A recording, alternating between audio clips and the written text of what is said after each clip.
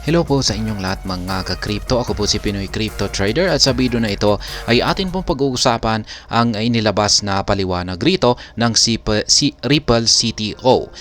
Ipinaliwanag po niya rito kung bakit ang XRP at ang XLM, yan yung kanilang presyo ay gumagalaw sa magkaparehong presyo.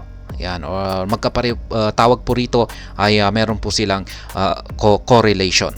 Ayan, kung pag-correlation po sila ay magkamukha po sila ng price chart.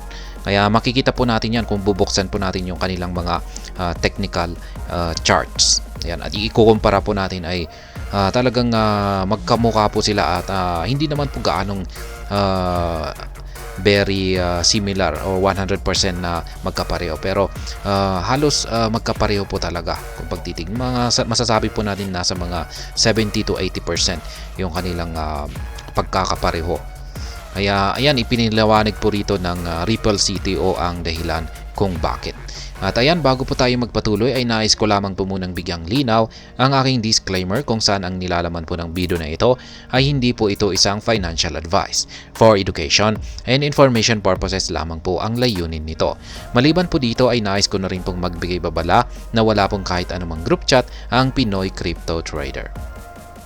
Yan, Ripple CTO David Schwartz recently explained why XRP and Stellar prices have moved in the same direction for years as the phenomenon continues to baffle market watchers. Kaya yan, siya po, ang Ripple CTO ay siya po si David Schwartz. Kaya yan, marami po talagang nakakapansin rito na si XRP at saka si Stellar or XLM ay talagang magkapareho po talaga ng kanilang itsura, yan, or mga ginagalawang mga price direction, at makikita po natin yan sa kanilang charts. Yan, chart kung ikukumpara natin. Kaya marami pong mga market watchers, mga traders po ang mga ito, o yung talagang pinagmamasdan po nila yung mga galaw ng mga ng crypto markets. At yan nga, sila ay nababaffle or napapuzzle po sila. Yan, at nagtataka sila kung bakit kaya. Ayan, bakit kaya magkapareho sila ng mga galaw, yung galawan nila. Schwartz shared his thoughts on X in response to a remark from an XRP community figure, Mr. Huber. The individual initially aimed to dispel claims that Ripple's monthly XRP escrow releases were putting pressure on XRP and stopping substantial price surges. Kaya yan, ito naman po yung kumakalat na balita tungkol sa kung bakit hindi makaangat-angat si XRP hanggang sa ngayon, kasi ito raw yung nagdudulot raw po nito ay yung XRP, yung monthly XRP escrow na ito. Ayan, na ilalabas nila, at ito yung talagang nagbibigay daw po ng selling pressure kay XRP. Kaya hindi siya nagkakaroon ng price surges na ditulad ng ibang mga cryptocurrencies. Yan. To debunk these claims, Mr. Huber highlighted that XLM's price movements are similar to XRP. How exactly do the Ripple dumping people explain XLM's performance, he asked. The Ripple CTO then shared a chart tracking XRP's and XLM's performance to add context to Mr. Huber's argument. Kaya yan, ginamit po niya yung comparison ng yung mga price movements nitong si XLM at saka si XRP, kasi matagal na po talaga silang nagko-correlate yan sa bawat isa. Kaya ito po yung parang ginamit na parang support yan sa claim dito ni Mr. Huber. Yan. How do the Ripple dumping people explain XLM's performance? Kaya yan, paano maipapaliwanag daw ng mga tao yung Ripple dumping na ito, yan, sa performance ng XLM or ni Stellar. Kaya yan, makikita po natin dito yung comparison niya. CoinMarketCap makes it easy to compare the charts of various tokens. Here's XRP versus XLM over the past year. Kaya yan, ito po yung comparison. Ayan, base kay CoinMarketCap po ito. Ayan, nakikita po natin na yung XLM or si Stellar ay ito po yung kulay orange. At kulay blue naman ay ito si XRP. At makikita po natin yung kanilang galawan sa kanilang chart ay ayan, napaka-correlated po talaga nila. Ayan, mapapansin natin na talagang magkamukha talaga sila ng galaw. Ayan, pero hindi naman po talagang magkapareho. Gaya ng sinabi ko kanina, nasa mga 70% to 80%. Ayan, katulad na lamang yung ayan, mga nandito.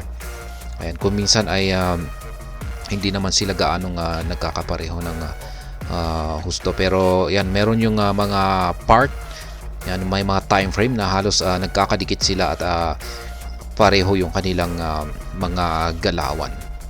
Kaya ayan, pero sa kadalasan ay karamihan ay ayan, sa kadalasan ay ganyan nga po, talagang nagko-correlate sila.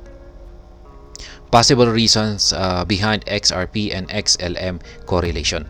An XRP community figure sought to know why both assets have continued to mirror each other's movement. In response, Schwartz shared his perspectives on the various factors that could influence this price action sync. He acknowledged the complexity of the situation, expressing that multiple factors are at play, making it challenging to pinpoint the real drivers behind the correlation. Kaya ayan, mukhang wala pong makakapagsabi kung ano ang tunay na dahilan kung bakit may matinding correlation ang XRP at ang XLM. Sabi nga dito ay napakakomplikado raw ng ito raw ay isang napakakomplikadong bagay. Ayan. Why are they so close, David? Ayan, tanong ni Sputnik dito kay David Schwartz. I think they are a variety of factors that might be at play, and it's hard to know which are real. One thing is that all digital assets track each other significantly. I think that's because the market is still trying to figure out if they are going to be a thing on so. Kaya yan, maging si David Schwartz ay hindi na rin po siya nakakasiguro sa tunay na dahilan. According to him, digital assets generally exhibit a significant correlation.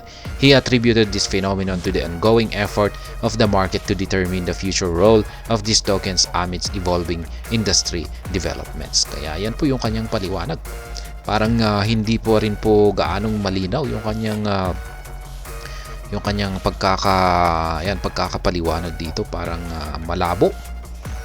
Ayan, basta ang sabi niya rito ay ang mga digital asset ay meron daw po kasi silang yan, yung mga parang characteristics or katangian na ayan, mag-correlate or parang komopya or maging magkapareho sa bawat isa.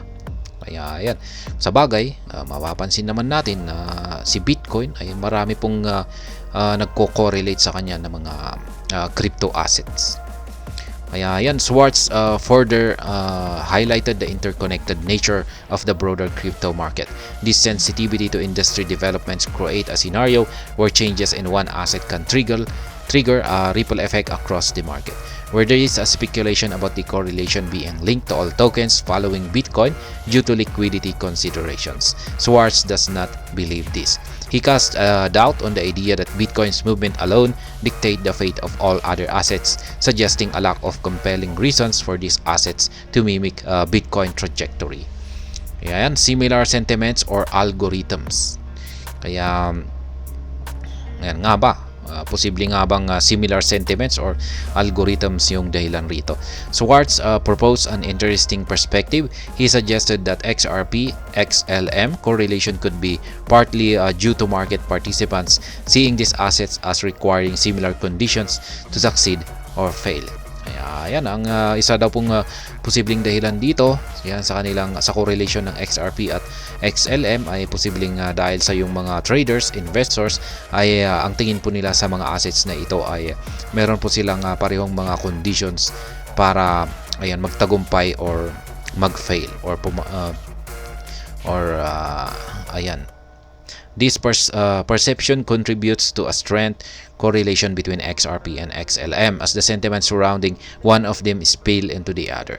The trend translates to similar market participants in both markets, similar investments, and equally similar market trends. Some community members suggested that the price correlation could come from an algorithm native to XLM that allows it to follow XRP's price.